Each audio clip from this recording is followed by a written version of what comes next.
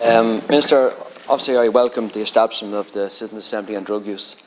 I think it's a very important debate, probably one of the most important debates of this generation in relation to drug use. Why it took 3 years in the lifetime of this government beggars belief, and why it's taken decades to come to this level of discussion also beggars belief.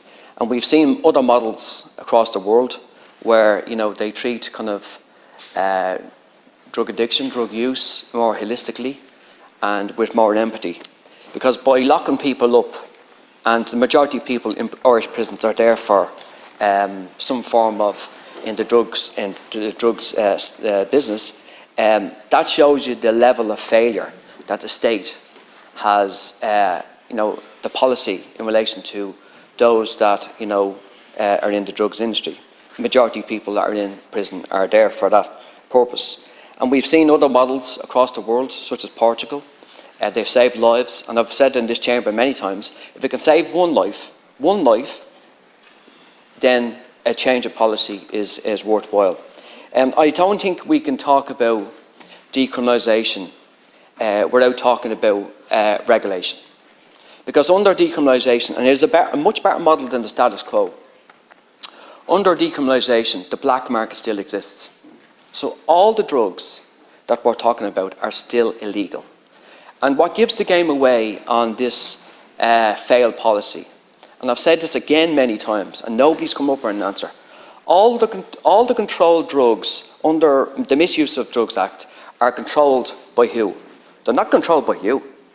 They're controlled by the black market. So that gives the game away. As long as the black market exists and there's, I suppose, a demand for drugs, the black market and drug, I suppose, demand will still exist. So, and I don't say this to dilute the issue of decriminalisation, but we have to talk about regulation. We have to talk about regulation of some drugs that are illicit, such as cannabis and possibly other drugs. We have to, because otherwise the black market still continues. You're decriminalising the person, which is good, but you need to go further than that.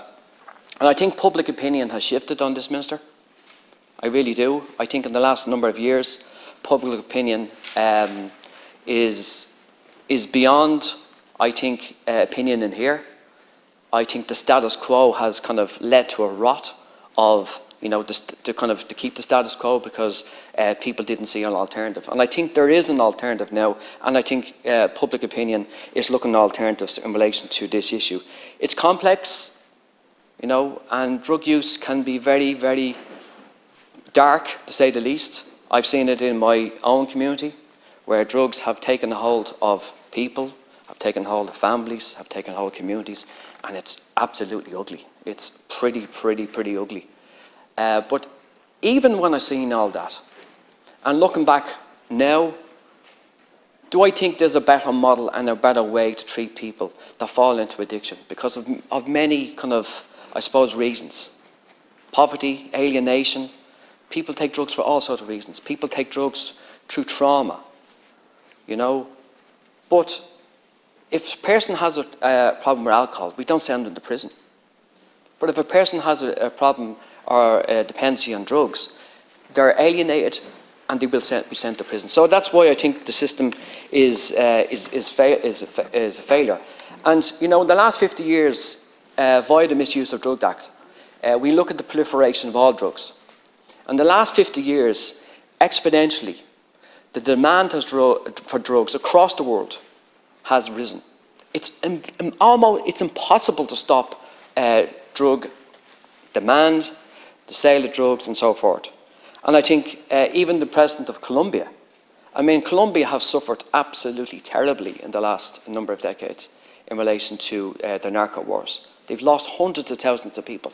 And even the President of Colombia is saying, look, man, this policy just ain't working anymore. We have to do something different.